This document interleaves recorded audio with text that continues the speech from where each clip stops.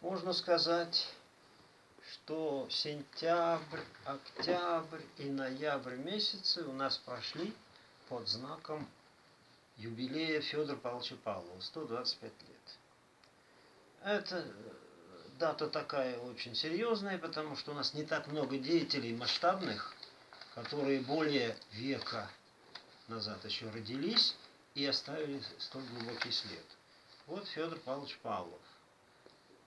Цикл мероприятий проходил и в Чебоксарах, в разных музеях, в разных обстановках. И в музыкальном училище завершили, можно сказать. А музыкальное училище носит имя Федора Павловича Павлова.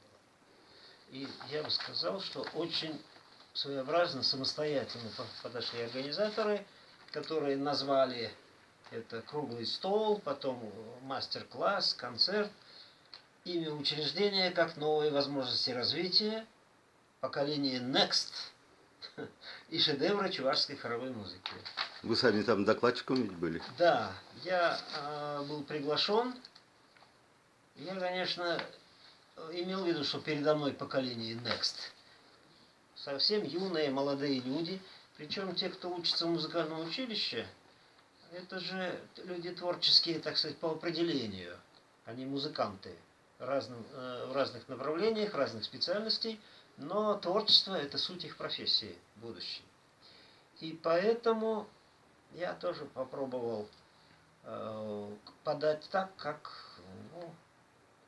может быть, никто не говорил. Значит, тему доклада попросил записать так. Человек эпохи чувашского ренессанса. Понятие о чувашском ренессансе так в гуманитарной среде у нас существует, что вот, значит, Симбирская школа, могучая кучка талантов, Константин Иванов, Николай Шубасыни, значит, там рядом Максимов-Кошкинский, Федор Павлов. Все это группа товарищей, которые, можно сказать, вот эти базовые основы современной художественной культуры чувашской национальной закладывали. Среди них один из самых, может быть, талантливых, это был Федор Павлович Павлов. И вот этому поколению новому, поколению Next, я рассказал, что здесь аналогия, конечно, с эпохой не только европейского, но и азиатского ренессанса. Ренессанс был и в Иране, и в Армении, и в Индии, везде нашли, так сказать, вот период, когда современный вот подход, гуманистический подход к развитию культуры своего народа, своей нации, своего государства. В Европе как было? Отказались от христианской догмы, что в центре мира стоит Господь Бог. Ренессанс показал, что в центре мира стоит человек. Вот. И чувашский ренессанс, в общем-то, по этому же пути пошел. Федор Павлов и как теоретик, и как драматург, и как музыкант-композитор, и музыкант-исполнитель. Он везде утверждал вот такое гуманистическое человеческое начало. Причем он как поэт очень ярко себя проявил. И вот это я все попробовал, так сказать, раскрыть, потому что здесь знаменитые слова Энгельса же есть о том, что та эпоха Ренессанса европейского нуждалась в титанах, она их породила, людей необыкновенно универсальных по свидетельству. Вот Федор Павлов самый яркий пример, конечно. И все-таки, Михаил Григорьевич, вот вернемся к этому слову next. Это, видимо, из молодежного сленга. И перед вами сидит аудитория, я бы так выразился, next. Что скажете?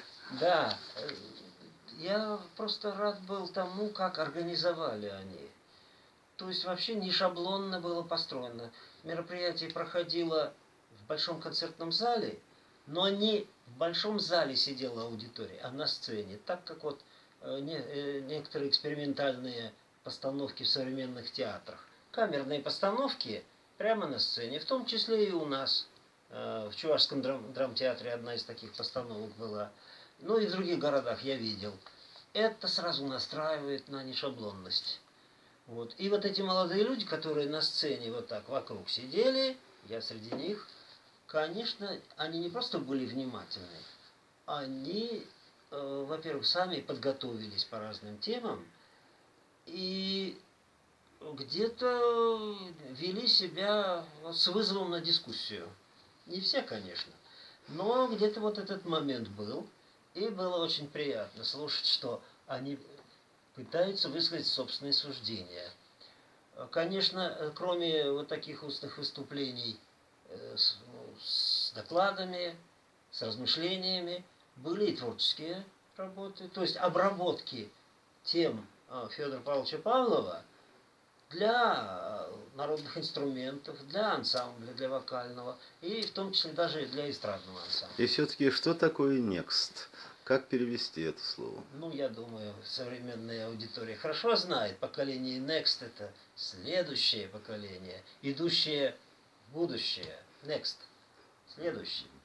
Но как может быть следующее, когда достаточно давняя музыка звучала? Так вот, не надо преуменьшать актуальность этой музыки. Эта музыка студентам музыкального училища знакома.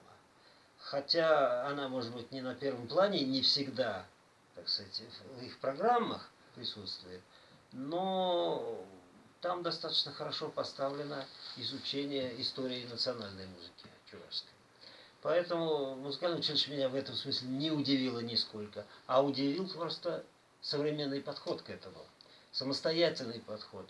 Достаточно сказать, что значит, они по всем направлениям там. Обзор критических статей Павлова, Федор Павлов и театр, его же вещи идут в театре, поэзия Федора Павлова. И вот самые, может быть, своеобычные выступления, шедевры Федора Павлова в контексте чувашской музыки.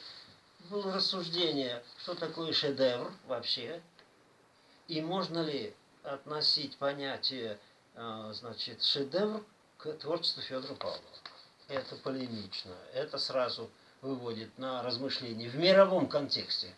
Можно называть шедевром.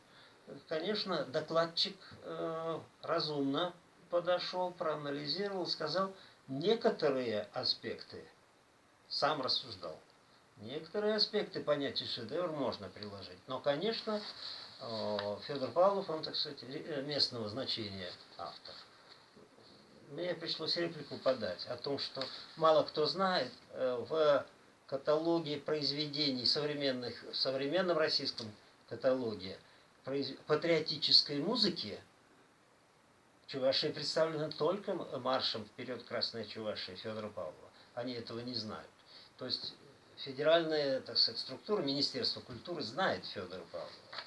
Поэтому недооценивать, так сказать, его резонанс в современной культуре тоже не надо. Ну и преувеличивать не будем. И вот это самостоятельное рассуждение как раз самое ценное.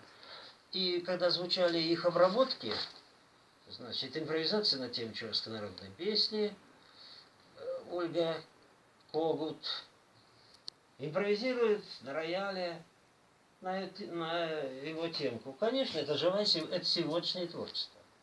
Это сегодняшняя музыка. То же самое и народные инструменты звучали, и хоровая музыка. Это вполне, это вот само название как раз и двигало. Next, вперед, дальше, не останавливайтесь на том, что нам известно. То есть next это нечто современное прочтение, так скажем, столетней давности музыки.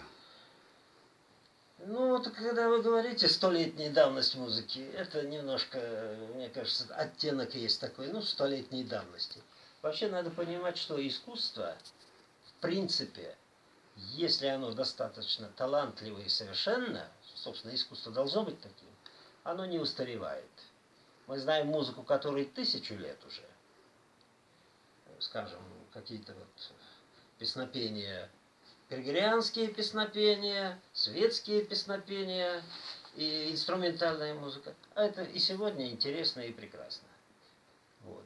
И точно так 100-летней давности музыка, она была талантливой, она была свежей. Конечно, Федор Павлов, он просто поднял вот то мало известное большому миру искусство народное, национальное.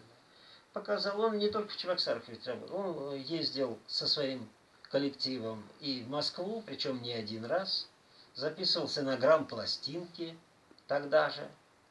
И чувашская музыка где-то, может быть, с каким-то удивлением открывалась как нечто вот очень своеобразное. И сегодня, если вот хорошо исполняют, как вот симфоническая музыка звучала в музыкальном училище, его «Сорна и полна», это прекрасно. Как вы думаете, есть ли перспективы вот данного креативного направления Next при проведении различных музыкальных мероприятий?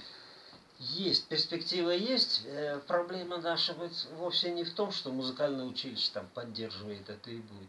Проблема в том, что за пределами вот такой хорошо подготовленной среды, как вот в этом училище у нас сформировано, и, слава богу, поддерживается, за пределами этого не только национальная музыка, но просто классическая музыка часто не востребована. Я очень хорошо помню, в нашем институте была конференция, и по завершении ее где-то вот так тематически мы связали, а вот сейчас выступит, значит, скрипач и пианист, которые исполнят такие-то произведения. Студенты ЧГУ, филологи, историки, которые присутствуют, встали и дружно толпой вышли. Я был просто, как сказать, что я был обижен, это неправильно, но мне так жаль этих молодых людей, которые приходят, поговорить они могут, послушать они могут, но музыка им скучна. Это просто пробелы нашей культуры, нашей гуманитарной среды. Ну и в завершение, какие планы все-таки у данного музыкального училища в плане пропаганды классики? Ну, господи, для музыкального училища это никакая не проблема. Они работали, работают и будут работать. У них есть коллективы, вот симфонический оркестр. Он сейчас, к сожалению, маленький, потому что не востребована сама профессия оркестровых музыкантов. Но вот там было человек 15 всего лишь на сцене, но ведь как звучал оркестр. Потому что это будущие профессионалы. И хороший дирижер, кстати, там. Ну, то есть и аудитории, соответственно, все-таки не только те, кто там учится, наверное, Да. воспримут это дело положительно. Это будет жить, как вообще мировая культура. Она многослойна, многоэтажна. Вот. И у нас, только у нас, конечно, вот эта аудитория не широка. Все, И это беда спасибо. наша. Спасибо.